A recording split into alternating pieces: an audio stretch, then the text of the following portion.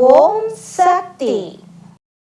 ஆன்மீகம் நல்லவர்களிடம் இருந்தால் ஒரு குழந்தை தன் தாயின் முகம் பார்த்து பழகும்போதே தாயின் பழக்க வழக்கங்களையும் கற்றுக்கொள்கிறது. அதுபோல ஆன்மீகம் நல்லவர்களிடம் இருந்தால் அவர்களை பார்த்து மற்றவர்களுக்கும் ஆன்மீகத் துறையில் ஈடுபாடு உண்டாகும். அதனால் நன்மையும் உண்டாகும். ஆன்மீகத்தில் எப்போதும் சுறுசுறுப்பாக இருக்க வேண்டும்.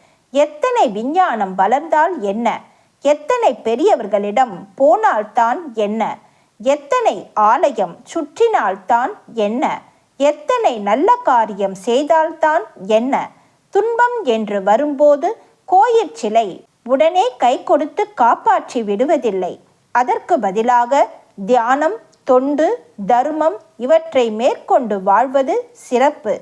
இவை சிறந்த பலன் தரும். அன்னையின் அருள்வாக்கு. என்னுடைய அருள்வாக்கு என்ற பாத்திரத்தை பயன்படுத்தி எதிர்கால வாழ்வினை அமைத்து கொள்ள வேண்டும். எல்லோருக்கும் பகிர்ந்தளிக்க வேண்டும். அன்னையின் அருள்வாக்கு. Please share and subscribe. Om Sakthi.